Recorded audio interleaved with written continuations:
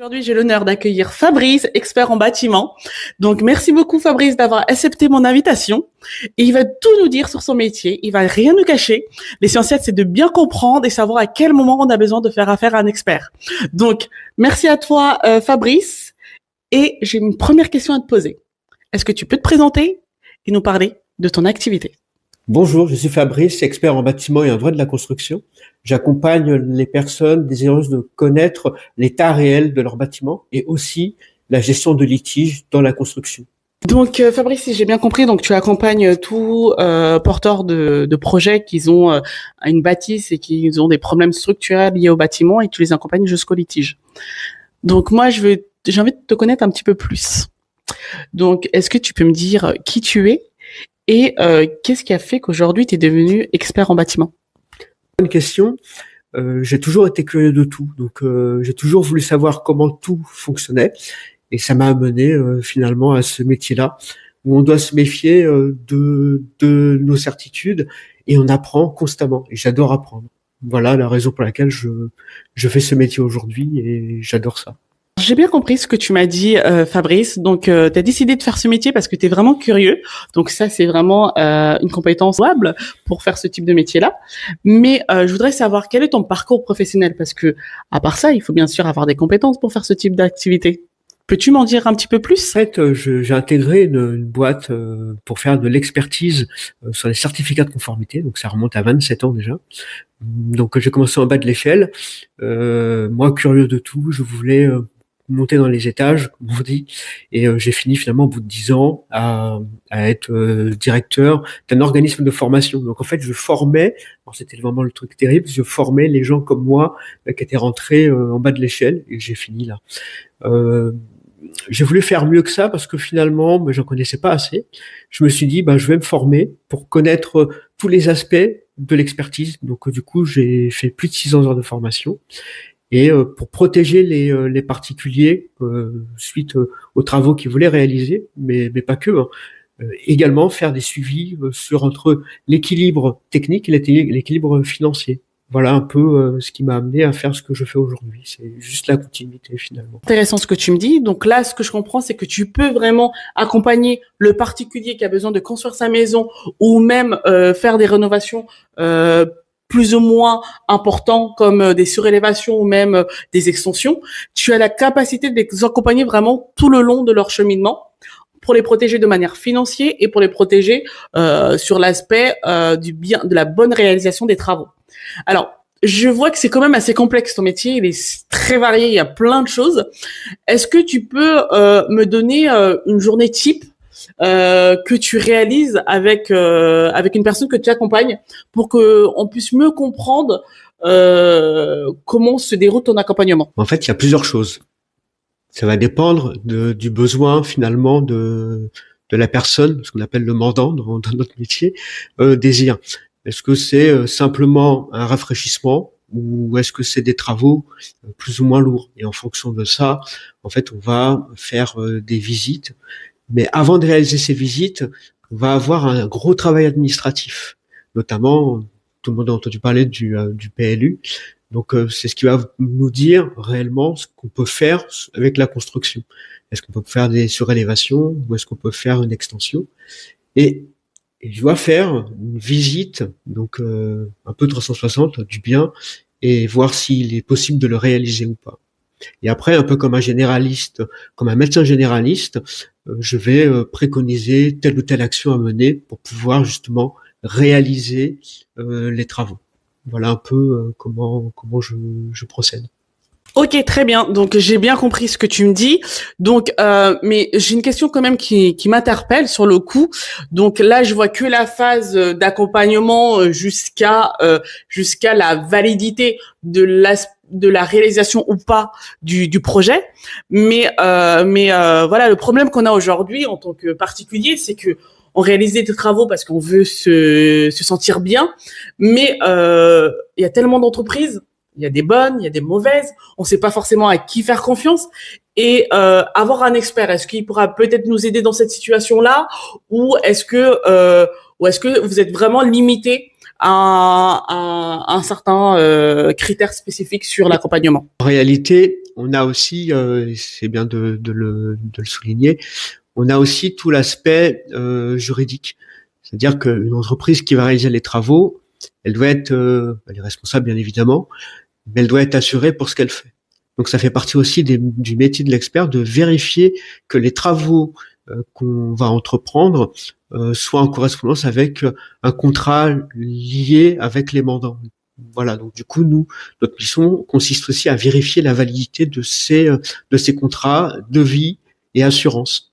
Voilà, quitte à faire une petite enquête pour être certain que derrière, si on a un souci, que le mandant puisse se retourner et être assuré et déclencher un sinistre en toute quiétude et puis que ça puisse suivre son cours.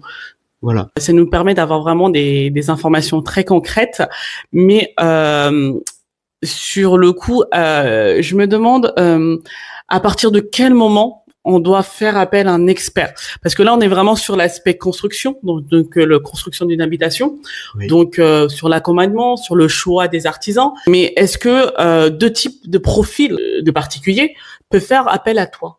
En fait, il y a aussi quelque chose que je voulais dire, c'est les profils des particuliers, ça va être tous les profils, en réalité, même les professionnels. On a des cas où on a carrément des professionnels qui font appel à nous pour être certains, parce qu'ils ont des difficultés à faire entendre certaines choses aux mandants, c'est-à-dire aux particuliers.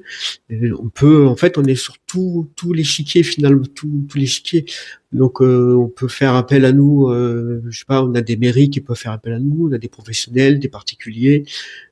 Donc il n'y a pas de profil type en réalité. Ça répond partiellement à ma question, parce que cette question-là, je t'avais pas posée, mais je pense que c'était super intéressant de savoir qui peut avoir affaire à toi. Maintenant, moi, vu que là, on était vraiment limité sur tout ce qui est construction, je voulais savoir, est-ce que un particulier lambda, pour X raisons et qui est propriétaire de sa maison, à quel moment il peut avoir affaire aussi à un expert? Parce que je pense pas que tu accompagnes que les porteurs de projets de la bâtisse de leurs biens, mais que tu accompagnes aussi d'autres personnes, parce que d'autres personnes peut-être sur leur bâtisse, sur des problèmes de malfaçon ou autre. Ouais. Donc là, à quel moment ils doivent venir vers toi? En réalité, on a plusieurs possibilités. Donc vous voulez acheter un bien, par exemple, et vous vous rendez compte que vous avez des fissurations sur le mur, sur votre construction, sur la construction que vous voulez acquérir. Moi, je peux venir et faire une vérification de cette bâtisse-là. Mais ça marche aussi pour les personnes qui veulent vendre leurs biens, parce qu'ils ont parfois des difficultés à le faire. Ils font appel à moi, et moi, pareil, je fais une vérification. Donc ça peut être aussi ce genre de choses. Les investisseurs également, donc les gens qui ont un portefeuille et qui veulent être certains de pouvoir bien choisir le bien dans lequel en fait ils investissent, peuvent faire appel à nos services. Et puis il y a aussi toute une partie, je sais que je vais être un peu long sur ça, une partie sinistre. Quand vous faites appel à votre assurance quand vous déclenchez un sinistre, vous faites appel finalement à l'expert de votre assurance. Et nous, on peut venir en contre-expertise accompagner les personnes qui veulent être mieux rémunérées, parce que parfois les assurances ne veulent pas. On a aussi une partie concernant des expertises judiciaires, où à dire d'expert, on peut venir dans une procédure civile, venir protéger le mandant. Et puis après, il y a encore d'autres choses, mais voilà, je pense que c'est déjà beaucoup du coup. C'est vraiment un travail de longue haleine, hein. Il y a vraiment beaucoup de choses à faire, beaucoup de choses à comprendre, mais c'est vrai que les particuliers ont besoin d'être protégés aujourd'hui et que c'est très difficile de faire confiance à des prestataires. Donc le fait d'avoir un expert, ça peut être un mal pour un bien, comme on dit. Donc sur le coup, comment dire, tu peux me raconter un petit peu une petite anecdote sur un client que t'as pu suivre et accompagner? Ça serait super intéressant de découvrir cet aspect-là aussi. Alors, quelle partie tu veux? Est-ce que vous voulez une partie où parfois on tombe sur des cas, malheureusement, on peut quasiment rien faire pour les personnes. Alors c'est pas quelque chose de super sexy, mais c'est quelque chose qui à un moment donné peut interpeller. Moi j'ai eu des cas où les gens ont acheté des maisons et se sont rendus compte qu'il fallait les conforter. Alors la particularité de cela, c'est qu'ils ont payé leur maison 350 000 euros, donc c'est une petite somme quand même, et ils ont dû mettre 60 000 euros en travaux de confortement. Donc l'idée, c'était de savoir s'ils devaient conforter le bien ou s'ils devaient poursuivre les personnes pour dol qui leur avaient vendu l'habitation. Donc ça fait partie de notre quotidien.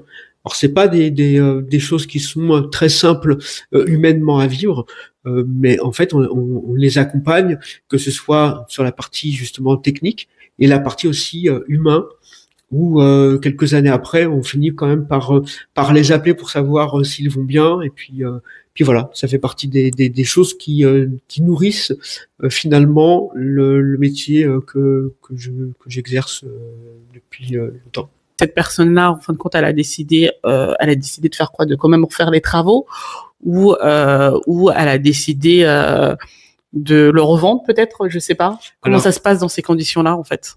Ou est-ce qu'elle a poursuivi en justice l'entreprise? En fait, elle a poursuivi pas l'entreprise cette fois-ci, mais plutôt la personne qui lui a vendu le bien pour dol, parce que la personne savait et avait caché un petit peu les choses. Ce qui fait que le premier jour, quand ils ont emménagé, quand ils ont enlevé l'armoire normande, derrière, ils se sont rendus compte qu'on avait des fissures en escalier. Et donc voilà, donc du coup, ils ont attaqué les gens en justice. Ouais. C'est la dernière question, quand même la plus importante. Est-ce qu'ils ont gagné? Parce qu'on sait que poursuivre une entreprise en justice, ça prend du temps, que ça prend de l'énergie, c'est stressant. Et à la fin, est-ce qu'ils ont pu au moins obtenir gain de cause? Ça passe le mois prochain, donc devant le tribunal. Donc pour l'instant, j'en sais rien. Mais j'espère, en tout cas. Ils ont regretté une chose, c'est de ne pas avoir fait appel à un expert avant, parce que ce sont typiquement le genre de choses qu'on constate, qu'on voit. C'est-à-dire que si vous avez des fissures caractéristiques, nous on est là, on peut le faire et on peut le vérifier. Ce qui permet après derrière de pouvoir protéger les personnes qui veulent acheter le bien. Ils savent qu'ils vont avoir des travaux, parce qu'on fait aussi des chiffrages, et ça permet de vous protéger en tant que acheteur d'un bien. Voilà. Donc c'est vrai que c'est pas très sexy, mais j'ai rarement des cas où les gens, en fait, c'est là où un petit peu la difficulté du métier, c'est quand on nous appelle, les gens sont déjà dans une difficulté. Donc du coup, chaque client qu'on prend, on fait en sorte de les accompagner, mais aussi humainement. Ce qui fait que finalement, les mauvais souvenirs pour eux deviennent quand même des souvenirs pour nous. Et on les accompagne jusqu'au bout. Franchement, j'espère que ça se terminera bien pour elle et bien pour cette famille, parce que voilà, le plus important, c'est aussi de se sentir bien. Et on est sur des constructions plutôt anciennes, et c'est vrai qu'il y a beaucoup de bâtisses qui demandent d'être rénovées. Ça, on sait actuellement qu'il y a beaucoup de constructions qui a été fait depuis très longtemps. Donc c'est un aspect très important, et c'est pour ça que le monde de l'expertise doit être un monde très très mis en avant. En tout cas, moi je le pense sincèrement. Maintenant, on parle vraiment de construction ancienne, mais dans les constructions neuves, est-ce que tout est parfait, ou on peut aussi avoir peut-être besoin d'un expert à ce moment-là? Alors c'est vrai que c'est un aspect que j'ai absolument pas dit tout à l'heure. J'anime des formations pour des groupes comme le Moniteur ou le CSTB, et en fait on s'est rendu compte que les professionnels, je le fais parce qu'en réalité c'est quelque chose qui me passionne, hein, apprendre aux gens, ça a toujours été ça, mais en fait on s'est rendu compte que les professionnels ne se forment pas forcément aux techniques nouvelles, et là où on a des difficultés, c'est lorsque, par empirisme, ils réalisent des travaux qu'ils faisaient comme dans les années 50, 60, et qui apprennent les mêmes manières de faire avec des techniques modernes, avec du matériau moderne. Donc là, en fait, ça devient quelque chose de compliqué, parce que c'est quelque chose qui n'est pas prévu. C'est-à-dire qu'ils se forment pas, et du coup on tombe sur beaucoup de pathologies associées aux nouvelles technologies. J'étais pas du tout au courant de cet aspect-là. Franchement, je pensais que c'est vrai qu'on se demande jamais comment les artisans se forment constamment, parce que dans ces différents secteurs, il y a énormément de formations qui sont proposées, peut-être dans des grands groupes aussi, mais des particuliers ou ceux qui travaillent en micro-entreprise ou autres. Donc est-ce qu'ils doivent aller de eux-mêmes pour se faire former? Mais par exemple, si moi demain je suis artisan et j'ai besoin d'être formé sur tel ou tel aspect du métier, est-ce que j'ai juste à prendre rendez-vous avec toi pour le faire, ou comment ça se passe? Est-ce que c'est toi qui vas à la rencontre des artisans? Comment ça s'opère ce processus? Alors, je n'ai pas de centre de formation, donc j'organise pas de formation. Mais en tant qu'expert en bâtiment, on me demande, des centres de formation comme le Moniteur, le CSTB, qui ont des centres de formation, me demandent d'intervenir justement pour leur apprendre certaines choses. Après, quand je dis certaines choses, c'est les pathologies typiquement sur les bâtiments. Par contre, dès lors qu'on a des nouvelles technologies ou des nouvelles techniques, ils doivent se former directement auprès des vendeurs de cette technologie-là. En réalité, vous avez ce qu'on appelle des avis techniques qui sont faits sur les nouvelles technologies, et ils doivent faire en sorte, quand ils réalisent les travaux, d'être en adéquation avec ces documents-là. Sinon, déjà dans un premier temps, ils ne sont pas assurés. Ce qu'il faut savoir, c'est que quand je vous parlais tout à l'heure de l'assurance, elle est en correspondance avec les travaux que vous allez réaliser. Et donc, si vous avez un avis technique, il faut que ce soit un avis technique aussi, enfin, il faut que l'assurance soit aussi, sur cet avis technique-là. Tu peux nous donner un exemple concret, comme ça sera plus facile, je pense, à toutes les personnes de mieux comprendre. Un exemple concret sur un domaine technique, sur une nouvelle technologie qui a pu être mis en place auprès de professionnels, et quel type d'assurance ils devraient avoir pour ce type de connaissances. Je vais prendre un exemple tout simple. Vous avez en fait la technique traditionnelle. On va monter par exemple un conduit de fumée maçonné. Vous allez avoir un DTU pour cela. C'est-à-dire qu'on va vous dire de quelle manière vous devez monter ce conduit. Mais si vous deviez avoir un conduit, je vous donne un exemple en plastique, le DTU en fait à l'époque n'intégrait pas les produits plastiques. Donc il fallait avoir ce qu'on appelle un avis technique. Donc c'est le Centre scientifique et technique du bâtiment, le CSTB, qui le donnait. Et c'était cette technique-là, c'était ce document-là qui vous permettait de pouvoir monter ce conduit de fumée.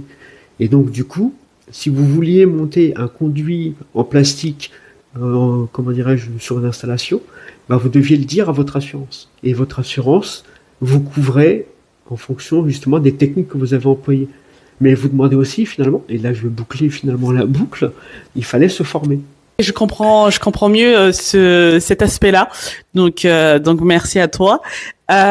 Aujourd'hui, il y a le changement climatique qu'on peut constater même aujourd'hui au mois de novembre, vu que commence à faire froid et on caille. On voit qu'il y a vraiment un très grand impact sur notre habitation, sur nos logements. Ça me fait penser à une vidéo que j'ai vue au sud de la France avec des problèmes de sécheresse qui entraînent énormément de fissures sur certains bâtiments. Et donc là, sur le coup, je pense que tu peux être, je sais pas si. Dis-moi, parce que peut-être que voilà, je suis pas au courant de tout, mais est-ce que tu as beaucoup plus de personnes qui viennent vers toi à cause de ce type de problème de pathologie? Absolument. En réalité, dans les années 90-80, on construisait des maisons individuelles sur peu de fondations finalement. Et avec le réchauffement climatique, on a des sécheresses. Et tout le monde connaît maintenant les problèmes d'argile, où en fait on rencontre de plus en plus de bâtiments fissurés à cause justement de l'argile. L'argile, c'est une terre qui se gorge d'humidité, mais qui a un fort pouvoir d'édiccation. C'est-à-dire en fait vous avez l'eau qui va pouvoir, un peu comme une éponge, sortir de cette éponge-là et faire des fissures en fait sur votre construction. Et de plus en plus, j'interviens de plus en plus sur ce type de sinistre.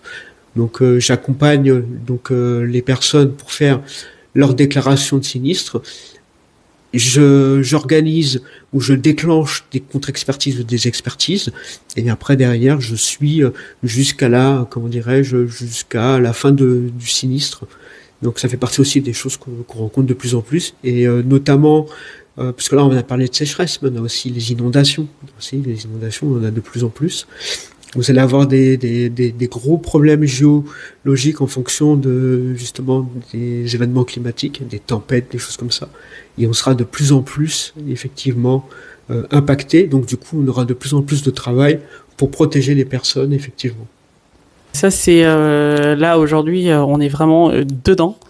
on est vraiment dedans dans ce réchauffement climatique et je pense que c'est un point vraiment où on doit faire super attention. J'avais aussi une autre question sur l'étude du sol. Parce que sur le coup, je pense que c'est devenu obligatoire, si je me trompe pas, que la plupart des maisons doivent réaliser des études de sol pour pouvoir construire. Et avant, c'était pas forcément fait. Ouais. Donc quel est l'intérêt vraiment d'une étude de sol sur la construction? Oui, t'as raison. On a l'obligation de réaliser certaines études. Moi, à plusieurs reprises, notamment quand on a des fissurations. Je veux savoir si le sol est stabilisé, parce que ce qu'il faut savoir, c'est que si vous avez des fissures, en fait, l'idée, c'est de savoir, dans un premier temps, si elles évoluent. Si elles évoluent, on doit savoir pourquoi elles évoluent. Donc, on est obligé de faire une vérification du sol. Donc, on va vérifier l'ensemble du sol, et pour pouvoir faire des préconisations de réparation. Merci Fabrice. Tu nous as parlé tout au début de droit de la construction. Donc, moi, je voudrais savoir quelles sont tes limites, jusqu'à où tu peux accompagner une personne et où ça s'arrête. Alors, en fait, nous, ce qu'on fait, on aide les personnes à constituer un dossier. C'est-à-dire que même si, à un moment donné, on va pas en justice, on va pas voir un juge, on le constitue de manière à ce que, si jamais on n'arrive pas à avoir gain de cause, transmettre tous les documents à un avocat. En fait, l'idée, c'est, l'avocat, il est obligé de facturer des heures pour pouvoir constituer le dossier. Mais vu que nous avons le dossier en amont, on fait cette vérification, on fait les premières vérifications, et puis après, derrière, on transmet le dossier directement à un avocat pour qu'il ait le moins de choses finalement à faire, à part, quelque part, plaider et pas constituer le dossier. Enfin, donc tu peux nous accompagner jusqu'à une procédure de justice si on a besoin d'y aller. Donc tu nous aides à constituer le dossier. Donc ça veut dire on gagne en tranquillité d'esprit. Donc ça c'est vraiment un point très important et très intéressant. Maintenant, lors d'un litige, on a les clients qui doivent faire appel à l'expert de l'assurance. Donc deux fois, le client n'est pas forcément d'accord avec l'expert de l'assurance. L'artisan aussi doit ramener son expert. Et donc, chaque expert a une obligation de neutralité. On est bien d'accord? Alors, pourquoi on aurait besoin de faire intervenir un troisième expert sur le coup?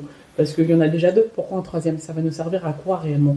En fait, en expertise, on a plusieurs façons d'arriver au même résultat. C'est-à-dire que quand vous avez une fissure, les fissures peuvent être dues à plusieurs causes. Donc chacun vient avec un argumentaire et on essaye de trouver le point d'équilibre. Parce que, par exemple, un expert d'assurance, lui, aura tendance à minimiser certaines choses. Où il va vous dire, voilà, vous avez un problème de vétusté ou un problème de manque d'entretien. Un expert d'assuré, lui, va faire en sorte de trouver un équilibre. Donc, du coup, ça fait un espèce de un peu un combat où chacun doit faire un pas vers l'autre. Voilà. Et c'est quelque chose de plus, plus équilibré. Et c'est cet équilibre, en fait, qu'on cherche à avoir. Alors, Fabrice, donne-moi 3 valeurs qui te définissent, avec une petite explication en plus. Alors, la première valeur, ça va être l'intégrité. Donc, quand je dis l'intégrité, en gros, je suis pas achetable. J'ai des cas où les gens me disent, moi, je veux vendre mon bien. Ce bien-là, je vous donne tant et vous me dites que tout va bien. Donc ça, c'est quelque chose que c'est pas partie de mes valeurs. La ténacité et le fait de me méfier de mes certitudes. Ça, c'est quelque chose dans le métier d'expert, c'est une obligation. Chaque fois, nous sommes obligés de repartir de nos croyances finalement. Voilà, ça fait partie des choses que j'adore. Et la troisième, c'est apprendre.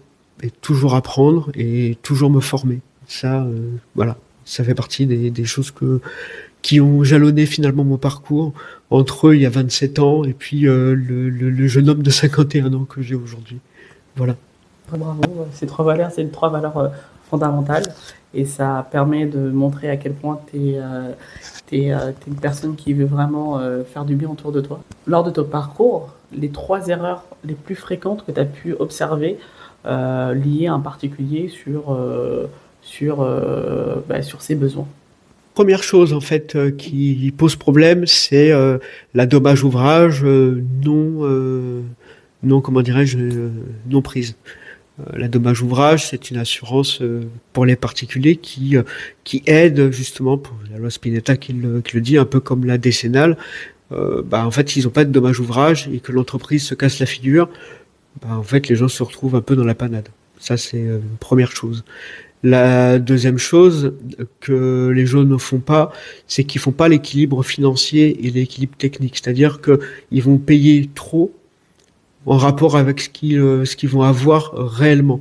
Ce qui fait que quand les entreprises s'en vont, ils n'ont pas forcément assez pour pouvoir continuer leur bien.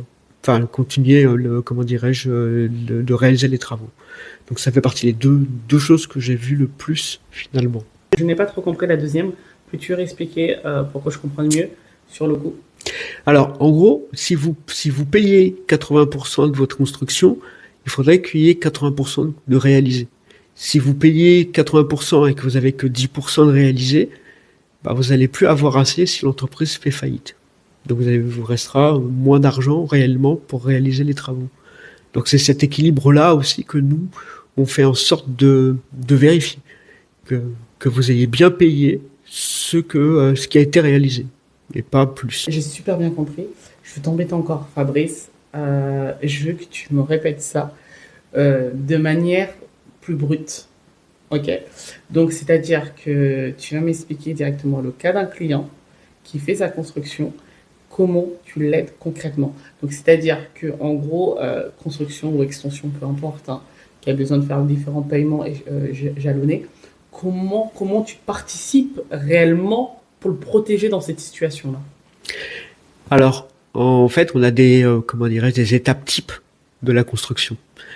Et lors de ces étapes types, on doit faire une vérification de ce qui a vraiment été réalisé. Alors, bien évidemment, il y a des choses, quand elles sont cachées, vous n'allez pas les voir. C'est la raison pour laquelle il faut venir juste avant. Par exemple, quand vous coulez les fondations, une fois que la terre est rabattue sur ces fondations-là, vous voyez pas en fait les profondeurs d'ancrage. Donc en fait, à chaque fois, on va créer des étapes intermédiaires, et ces étapes intermédiaires vont valider ou non certains aspects de la construction. Et si les étapes ne sont pas réellement faites, en réalité, on déclenche pas de paiement. Et c'est cette raison-là qui fait que on a ce qu'on appelle des réunions de chantier. Et lors de ces réunions de chantier, ils sont là pour valider en fait que les travaux ont bien été réalisés. Et à la suite de ces réunions de chantier, on déclenche des paiements ou on ne les déclenche pas. Donc ça veut dire que là, sur le coup, nous, on protège vraiment notre argent, et ça, c'est la chose la plus importante. Parce qu'après, récupérer de l'argent, c'est très difficile, et on sait aussi que la justice prend énormément de temps, donc c'est super intéressant. Donc c'est un petit peu comme un rôle de séquestre, en fait. Donc en gros, sauf que tu n'obtiens pas mon argent directement, mais juste que tu me dises, ok, Fatou, là, tout de suite, maintenant, tu peux payer ton artisan parce qu'il a bien fait son travail, tu peux le payer. Exactement. Et donc ça veut dire, alors moi j'ai quand même, alors sur le coup, j'ai ma question, parce que en fait, le problème qui se passe,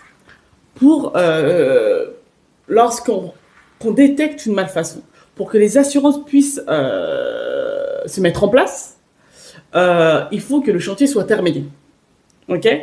Donc, moi, je vois que mon artisan fait pas les choses correctement. Je vois que mon expert me dit aussi que l'artisan n'a pas fait bien son job.